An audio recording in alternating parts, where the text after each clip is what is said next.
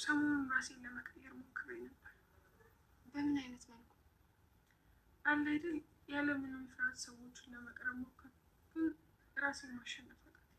ሰንዬ እንደዛ አትበይ። አንቺ እኮ ሁሉንም ነገር ማድረግ ትችላለሽ። ደግሞ ማነው አንቺን መቅረብና ማወቅ የማይፈልግ? ከዛ ራሴን ማሸነፍ ስጀምር ጠብቀው ክንፌን የሚሰብሩት።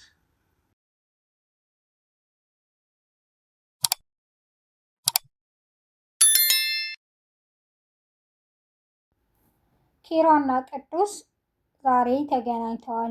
ኪራም በሰላም ነው ድምፅህን አጥፍተህ የጠፋው በማለት ቅዱስን ይጠይቀዋል። ቅዱስም ሲመልስ መቼም እየጮኩ አልጠፋም ይለዋል። ያንተ መልስህ አያልቅም ይላል ኪራ። አሰላሙ አሌይኩም ወራህመቱላሂ ወበረካቱ። ሰላም እንዴት ናችሁ? የነጅሆም ኩኪንግ ቤተሰቦች በአለም ዳርቻ የምትገኙ ሰላማችሁ ብዝት ይበል። ነጅሆም ኩኪንግን ላይክ፣ ሼር፣ ሰብስክራይብ በማድረግ እስከ መጨረሻው አብረውን ይቆዩ። ዛሬ ይዤላችሁ የመጣሁት ጽናት የህይወት መንገድ ክፍል 79 ነው። ኪራም በሰላም ነው በጸጥ ብለህ የጠፋው በማለት ይጠይቀዋል ቅዱስን። ቅዱስም መቼም እየጮኩ አልጠፋም ይላል። ያንተ መልስ አያልቅበት ይለዋል። ችግር የለውም መጥፋቱ ያዋጣሃል፣ መቼም አንተ ቀና መልስ አትመልስም ይለዋል። ግን እንዴት ነው ፊቴን ስታየው ይለዋል። ምንም አይልም ደህና ላይ ነህ ይላል ኪራም። ቅዱስም ምን እንደማስብ ታውቃለህ ይለዋል። አንተ ምን የማታስበዋለህ ደግሞ ምን አሰብክ ይለዋል። እያንዳንዳችን በደላችን ፊታችን ላይ ቢጻፍስ ብሎ ይጠይቀዋል ቅዱስ ኪራን። ኪራም አንዱ ያንዱን ለማንበብ ቆሞ ይቀር ነበር ብሎ ይመልስለታል። አዎ እኛ ሰዎች የራሳችንን ሳይሆን የሰዎችን ጉድለት ማየት ያስደስተናል ይለዋል ቅዱስ። ኪራም እንዴ ምን ስትል ተፈላሰፍከው ይለዋል። አይ እውነትና ፍልስፍናን እየለየን ይላል። ያንተ ግን የተቀላቀለ ነው ይለዋል ኪራ። ታዲያ ምን ችግር አለው ለያይተን ማየት ና ይላል ሲመልስ ቅዱስም ግን ምንድን ነው እንደዚህ አስባለህ በማለት ይጠይቀዋል ኪራ። እና ሰሞኑን ከቤተሰቦቼ ጋር ነበርኩ ይለዋል ቅዱስ። እንዴ ቤተሰቦች እዚህ ናቸው እንዴ ይለዋል። አዎ ሁሉም እዚህ ናቸው፣ አፈር ምርመራ ነው የሚሰሩት በማለትም ይነግረዋል። ኪራን በመገረም ሁሉም ቤተሰቦችህ ይለዋል። አዎ እናቴም አባቴም እህቴም ወንድሜም ሁሉም በማለት ይመልስለታል ቅዱስ።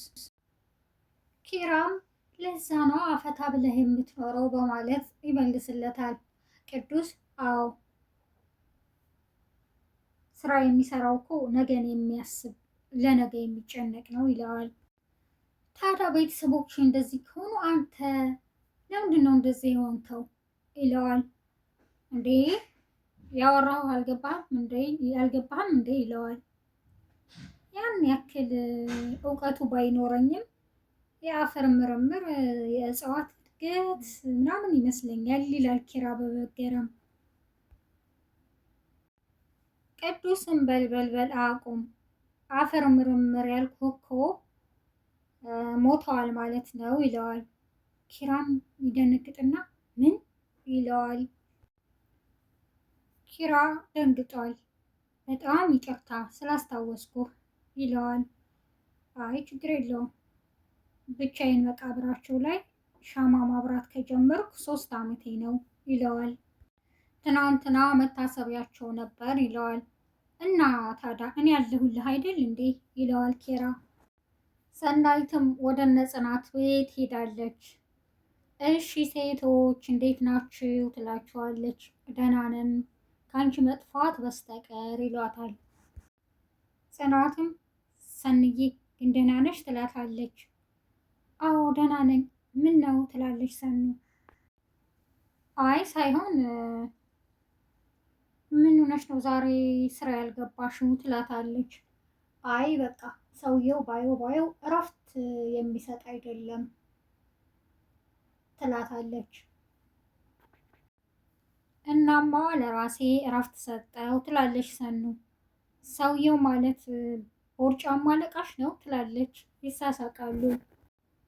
መሩም በቃ ሰኒ የሆንሽውን ነገር ጨምሪ ሳትቀንሺ ንገሪን ትላታለች። ጽናትም አዎ ልክ እንዳልሆንሽ በደንብ ያስታውቃል፣ ስለዚህ ንገሪን በማለት ሰናይትን ያፋጥጧታል። አዎ ሰሞኑን ራሴን ለመቀየር እያሰብኩ ነበር ትላለች። በምን አይነት መንገድ ነው ራስሽን የምትቀይሪው በማለት ትጠይቃታለች። አንቺ እኮ ሁሉንም ነገር ማድረግ ትችያለሽ፣ አንቺን ማን ነው መቅረብ የማይፈልግ ትላለች ጽናት። ሰኑም ለዛ ነዋ ራሴን ማሸነፍ ሲጀምር ጠብቀው ክንፌን የሚሰብሩት ትላለች።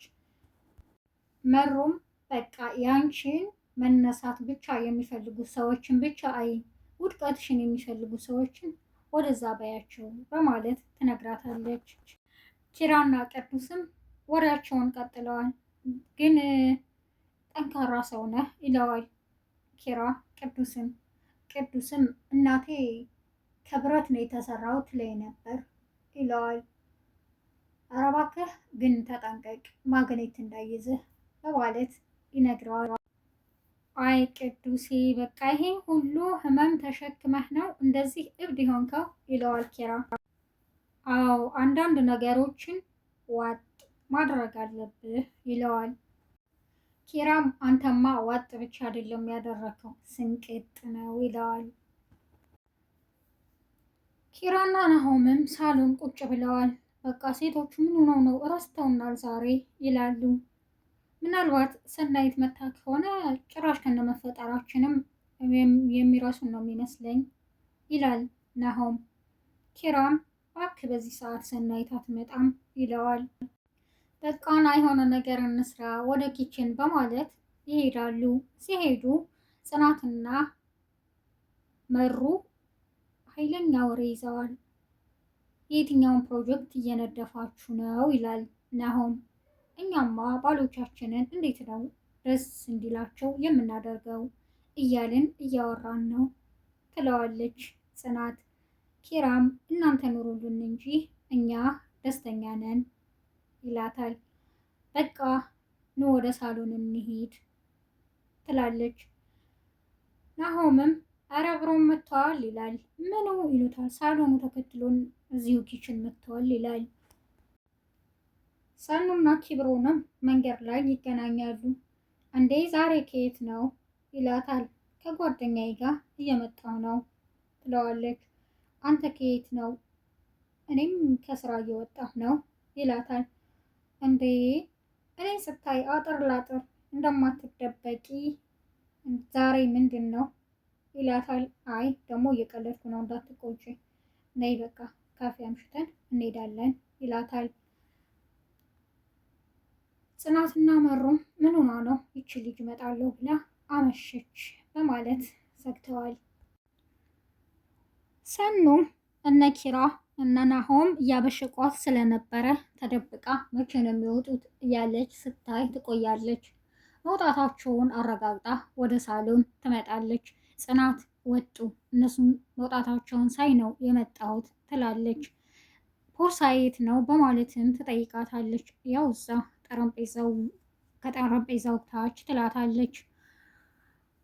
ቦርሳዋን አንስታ ስልኳን ስታወጣ ወይኔ ጉዴ እህቴ ከ10 ጊዜ በላይ ደውላለች ትላለች።